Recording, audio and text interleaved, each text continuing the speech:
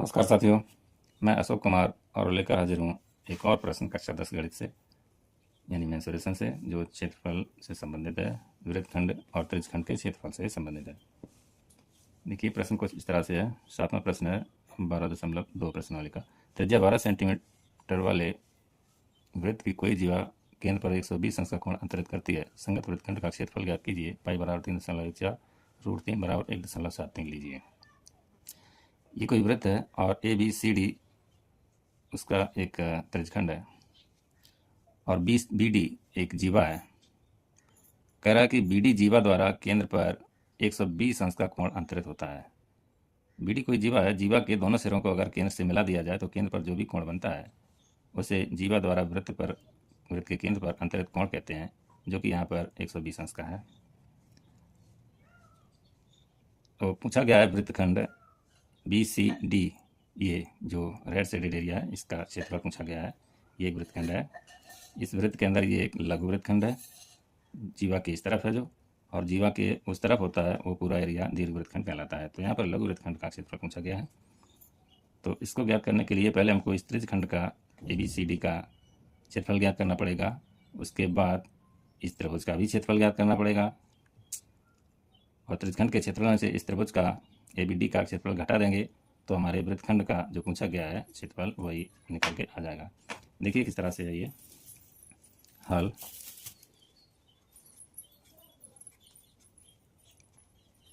तो सबसे पहले त्रिज्यखंड का क्षेत्रफल ज्ञात करेंगे, फिर इस त्रिभुज का क्षेत्रफल ज्ञात करेंगे। त्रिज्यखंड के क्षेत्रफल से त्रिभुज का क्षेत्रफल घटाएंगे तो वृत्तखंड का क्षेत्रफल हमको प्राप्त हो जाएगा।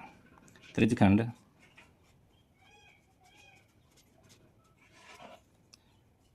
ए बी सी डी का क्षेत्रफल। देखिए किसी भी त्रिज्यखंड का क्षेत्रफल ज्ञात करने का फार्मूला होता है थीटा अपॉन 360 गुणा क्षेत्रफल यानी पाई आर स्क्वायर। थीटा का मान यहाँ पर 120 अंश है, और पाई का मान 3.14 है, और आर हमारा 12 सेंटीमीटर दिया हुआ है। जो त्रिज्या होती है इस वृत्त की है वही हमारा आर है। बराबर मान रख देंगे। थीटा 120 अंश है तो 120 अंश लिख लेंगे। 360 ये हमारे वृत्त का संपूर्ण कोण होता है, वो भी लिख लेंगे। पाई हमारे पास दिया हुआ है 3.14 और आर 12 है। आर का स्क्वायर है तो एक बार और 12 से गुणा कर देंगे।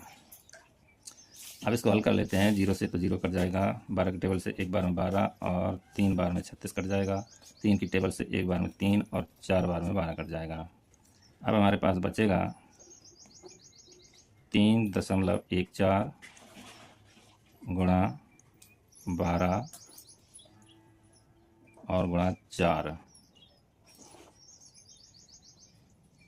तो इसको हम लोग हल कर लेते हैं।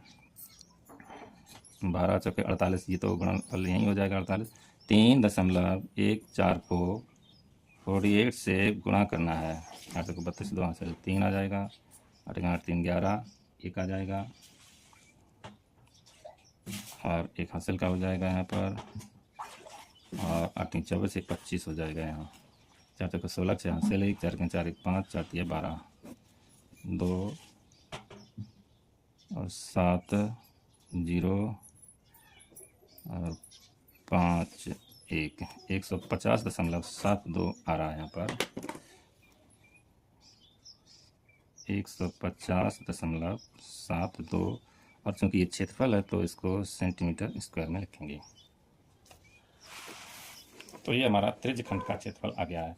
अब हमको इस त्रिभुज का ए बी डी का क्षेत्रफल ज्ञात करना है। तो देखिए क्षेत्रफल ज्ञात करने के लिए त्रिभुज का समकोण होना ज़रूरी होगा। अगर हम फार्मूला यूज़ करेंगे 1/2 आधार गुणा ऊंचाई, या पाइथागोरस प्रमेय भी लगाते हैं तो भी त्रिभुज का समकोण होना ज़रूरी होता है।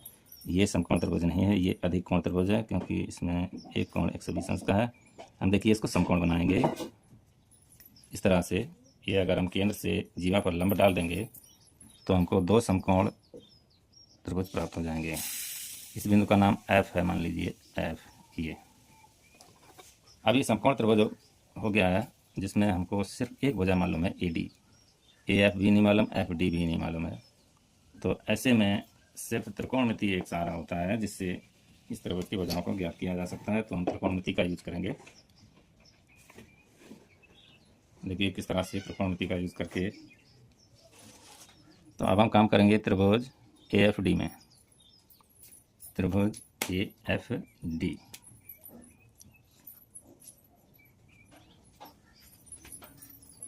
AFD में हमको त्रिभुज की ऊंचाई AF ज्ञात करनी है, क्योंकि त्रिभुज का क्षेत्रफल तभी निकलेगा जब उसकी ऊंचाई ज्ञात होगी। में AFD में हमको AF ज्ञात करना है, तो हम AF ले लेंगे। AF बटे अगर FD करेंगे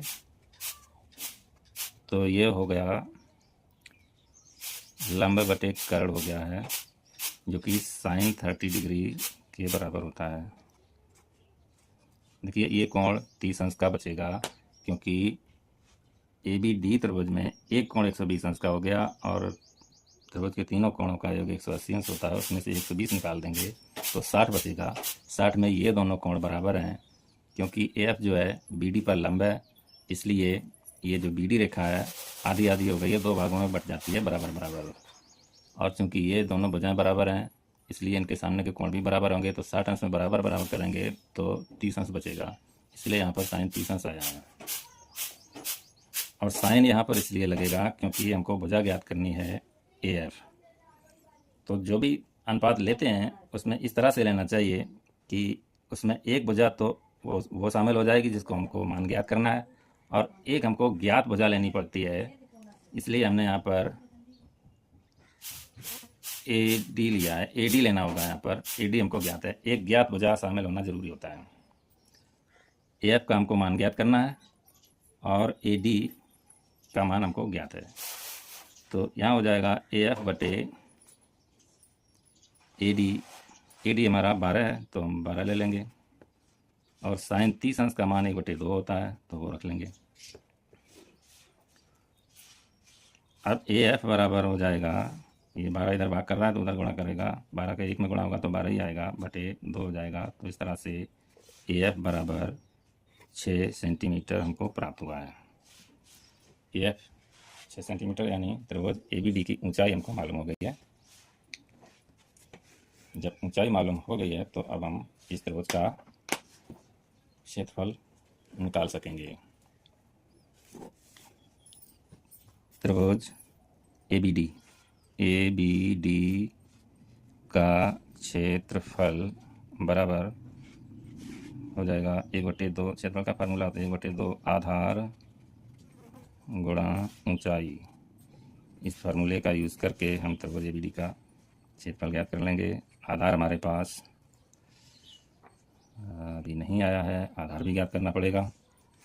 अब देखिए एक बार और त्रिकोणमिति का ही सहारा लेना पड़ेगा। अब त्रिभुज AFD लिया है, इसी में और ले लेंगे।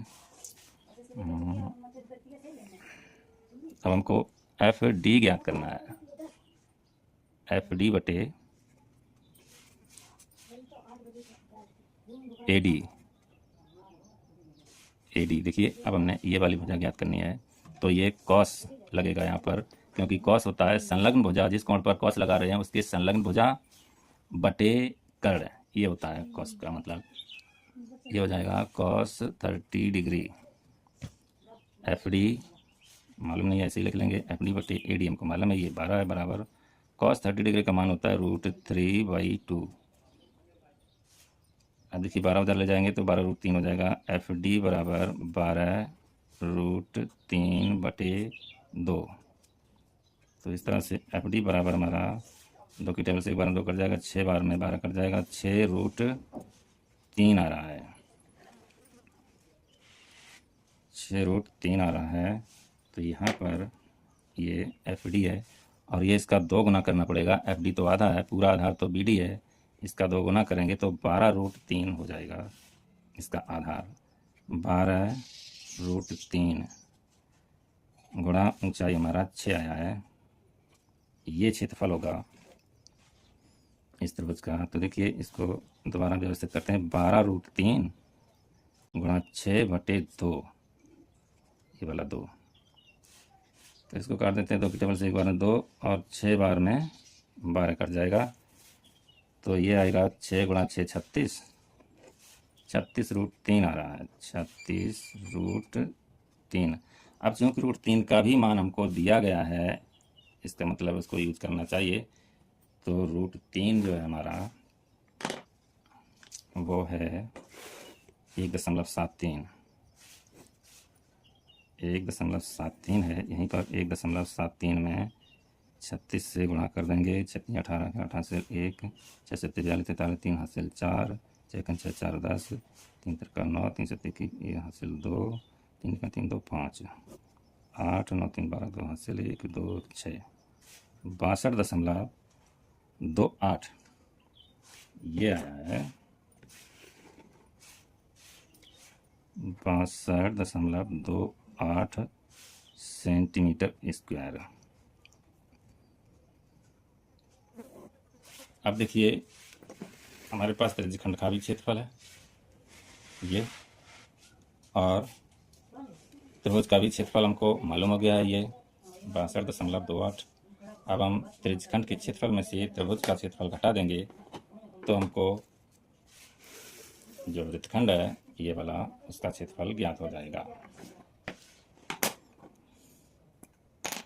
वृत्तखंड देखिए, वृत्तखंड BCDF का क्षेत्रफल बराबर क्या होगा, त्रिज्यखंड है हमारा ABCD माइनस त्रिभुज ABD ये होगा। अब त्रिज्यखंड का क्षेत्रफल हमको मालूम है 150.72 है, इसी में से माइनस कर देंगे 62.28। तो ये जब कैलकुलेशन करेंगे तो आता है हमारा 150.72 माइनस 62.28। 12 में से 8 जाएगा, 4 बचेगा, और यहाँ बचेगा 6 में से 2 जाएगा तो भी 4 बचेगा, और इधर हो जाएगा 10 में से 2 जाएगा 8 बचेगा, और यहाँ बचेगा 14 में से 6 जाएगा तो 8 बचेगा, 88.44 ये आ रहा है 88.44 सेंटीमीटर स्क्वायर, और यही हमारा फाइनल आंसर है। तो इस तरह से ये प्रश्न हल हुआ। वीडियो को एक लाइक करें और चैनल को सब्सक्राइब कर लें प्लीज़। Thank you.